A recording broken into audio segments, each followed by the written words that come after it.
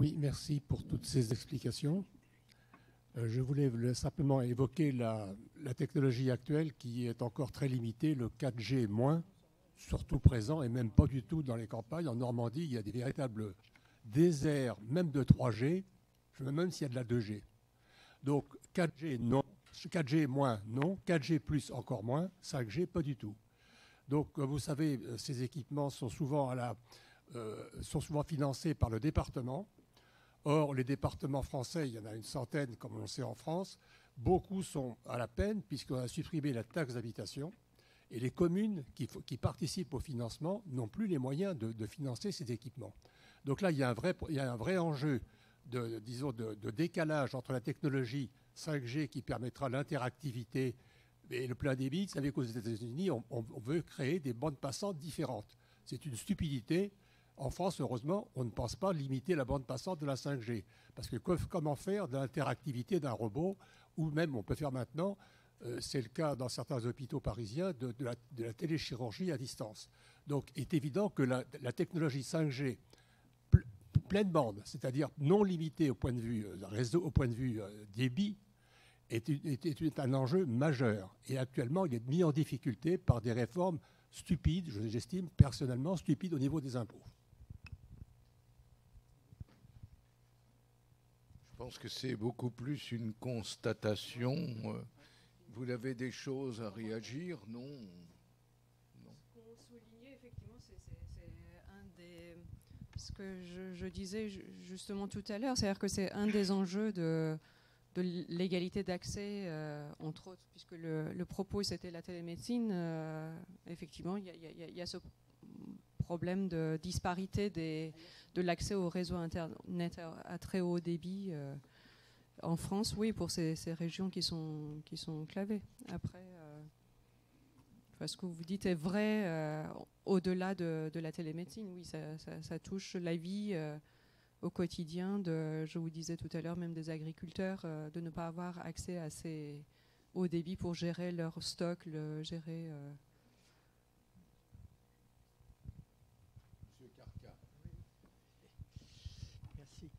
Oui, je voudrais un petit peu vous donner mon sentiment de plus de 75 ans, puisque j'en ai 78 cette année. Donc, il y a le problème de l'accès au numérique et l'acceptation de cet accès. Dans la catégorie des plus de 75 ans, il y a quand même deux sortes de populations. Celle qui, pendant son activité professionnelle, a eu, disons, la nécessité d'être formé ou de se former à, disons, toutes les techniques numériques. Et puis, il y a les autres qui n'ont jamais eu de possibilité, disons, professionnelle de s'occuper du numérique. Donc là, il y a la nécessité de la formation. Et je pense que pour que la télémédecine puisse être active et performante pour ces catégories-là, il faut que cette acceptation à ce numérique puisse, disons, avoir un support. Donc ce support, je pense que c'est effectivement de la formation.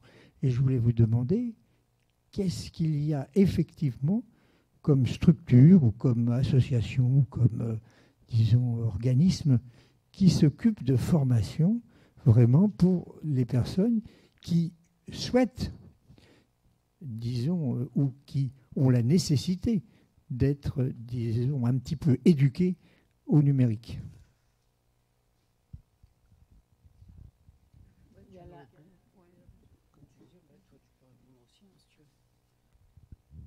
Il y a plusieurs.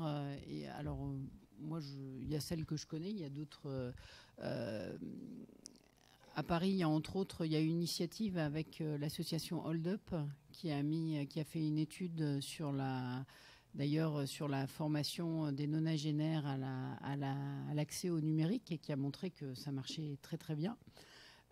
Et il y a dans les différentes structures qui proposent des services à domicile, la plupart du temps, il y a une formation aussi maintenant. Donc on ne trouve pas que de l'auxiliaire de vie, aide ménagère et autres soins de ce type-là. Il y a aussi formation à l'accès numérique. Il y a, comme je le faisais remarquer tout à l'heure, un très beau travail des associations de patients également dans l'ouverture justement au monde numérique et les formations qui sont proposées. Le secteur associatif aussi, notamment à Paris, parce que c'est celui que je connais puisque c'est là où j'exerce, qui propose ce genre de choses-là. Et les mairies qui peuvent proposer également ce genre de choses-là avec des ateliers qui sont fournis gratuitement aux personnes de la commune pour justement être formées à tout ça. Il y a même des expériences qui sont menées dans certains territoires où il y a une prise en charge du transport pour aller sur un lieu équipé avec une formation et un être humain qui vient justement assister la personne dans des démarches qu'il y aurait à faire et qui vise du coup à apprendre à pêcher plutôt que de donner du poisson, qui est du coup une volonté autonomiste dans l'usage numérique. Les mairies d'associations, les mairies et les associations d'arrondissement aussi qui proposent des formations. Mais ce que je voulais dire, c'est que je pense que ce décalage qui existe aujourd'hui, finalement, c'est inhérent aussi à... il y aura, à mon avis, toujours un décalage intergénérationnel. C'est-à-dire que si je me compare avec mes enfants, je suis déjà bonne à être mise sous tutelle parce que je ne pratique pas mon portable comme mes enfants peuvent le pratiquer. Donc je pense que quelles que soient les époques, il y aura des personnes âgées has-been et ceux qui seront plus à même d'utiliser les nouvelles technologies. Et comme ça va de plus en plus vite, cette informatisation et numérisation et voilà, ces technologies. Donc de toute façon, je pense qu'il y aura un moment donné où il y a des générations qui vont vivre avec des choses caduques et d'autres qui vont avoir une nouvelle génération de produits. Donc il y aura une formation. Moi, je veux revenir, je trouve très important ce que vous avez dit, monsieur. Chez nous, c'est un peu comme... Il y a des gens, moi j'ai des amis qui me disent « Ah, moi, j'ai pas de téléphone, j'ai pas de télé, j'ai pas d'ordinateur » et qui sont fiers de ça. Mais à un moment donné, j'ai dit « faut que tu y penses, là, parce que ton mari va décéder ou je sais pas, et tu seras pas capable d'utiliser ces choses-là. Si tu sors puis tu tombes dans la rue, ben, tes enfants vont pas te trouver, des choses comme ça. Il faudrait peut-être même des campagnes d'information, dire... je sais pas, moi, parce que si les gens n'ont pas eu l'expérience professionnelle, comme vous dites, là, ils ne s'en préoccupent pas jusqu'au moment où ils ont le problème. Alors, il faudrait faire une prévention là-dedans ou une promotion. Moi, je pense que ça serait important de faire ça. Parce que là, tout devient en ligne et puis ils ne sont pas capables. Dernière question. Oui, c'est peut-être plus une remarque, effectivement. Moi, je suis philosophe, donc je ne vais pas peut-être avoir tout à fait la même perception de ce qui a été dit. Ce qui m'a frappé, c'est, et ne prenez pas ça pour un reproche, c'est les contradictions qui traversent vos discours. Ce n'est pas que vos discours soient contradictoires, c'est que l'existence elle-même l'est sans doute. Hein. Mais vous disiez parfois que le robot, l'introduction de la robotique avait quelque chose de désastreux. Le mot a été dit comme ça peut-être un peu rapidement. Et en même temps, vous montrez tout l'intérêt qu'il y a, d'une certaine façon, à cette robotique. Bon. Et je me demande si, en ce moment, on n'est pas vraiment à un tournant incroyable où l'imaginaire du corps a complètement changé. C'est-à-dire que là où un très grand nombre de philosophes, par exemple jusque dans les années 50, 60, insistaient sur mon corps, ce corps qu'on peut toucher, qu'on peut palper, etc. Cet imaginaire-là, parce que c'en est un, on ne va pas dire que le réel est de ce côté-là, hein, a complètement volé en éclats. C'est-à-dire que le corps, il est loin maintenant, il peut être soigné de très loin. Il est complètement, d'une certaine façon, éclaté. Il est menacé constamment d'une espèce d'éclatement dans l'espace. Hein. Et c'est un imaginaire aussi. Mais il me semble qu'on est justement un petit peu à la charnière entre deux types d'imaginaires, finalement relativement bien acceptés par le troisième âge, enfin, par les gens âgés, acceptent assez bien ce côté-là, alors on aurait l'impression que, d'une certaine manière, eh bien, il juge comme un désagrément le fait de ne pas être touché, etc. Mais en réalité, on s'aperçoit qu'on est en train de basculer. Il y a deux types d'imaginaires qui sont en train de circuler l'un vers l'autre en ce moment. Voilà, oui, c'est tout. C'était donc plus une remarque qu'autre chose. Une réaction devant les incohérences. Oui, tout à fait. Les deux sont nécessaires. Oui, je pense que toute activité humaine est faite de contradictions par définition. Je pense que ce que vous dites est effectivement particulièrement intéressant sur l'adéquation entre les moyens et les besoins. Finalement, je pense que c'est pas spécifique à la personne âgée. À partir du moment où on propose un moyen qui vient répondre à un besoin et qui apporte de la qualité de vie à la personne, nécessairement ce moyen sera plus facilement accepté que si au contraire c'est quelque chose qui n'en apporte pas ni de qualité ni véritablement de réponse à un besoin. Et au contraire ça peut être vécu comme quelque chose d'aliénant ou de néfaste. Donc je pense qu'effectivement la question de la réponse aux besoins, elle est fondamentale. Dernière question. Oui, je rebondis sur ce qui vient d'être dit. La question serait, est-ce qu'on a le choix ? Parce que je ferai référence dans les hôpitaux à ce qui, sur le plan de la gestion, s'est passé, c'est-à-dire des services administratifs, par exemple, à l'arrivée des ressources humaines, et qui a fait même que le sens du travail des médecins a été transformé, et on a vu la rupture qu'il y a dans les hôpitaux par rapport à l'engagement des médecins. Et je dirais, là, dans cette contradiction, je l'ai vue aussi, a-t-on le choix ? A-t-on la possibilité encore d'avoir cette approche humaniste de la médecine ? Parce que moi, en tant que médecin, je n'ai jamais conçu que je puisse ne pas utiliser la technologie, mais avoir accès au corps et à l'âme, je dirais, du patient. Pour moi, c'est ça qui constitue ma pratique médicale.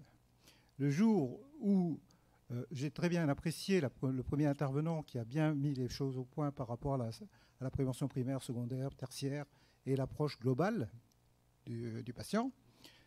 Par contre, au fur et à mesure qu'on a écouté les différents intervenants qui ont très bien attiré l'attention sur la question du sens de l'action médicale, eh bien, je repose la question, a-t-on le choix quand on voit la désertification médicale, quand on voit que la technologie ne suit pas partout, et finalement, on va se retrouver devant des problèmes non seulement de technopénie, mais de médicopénie.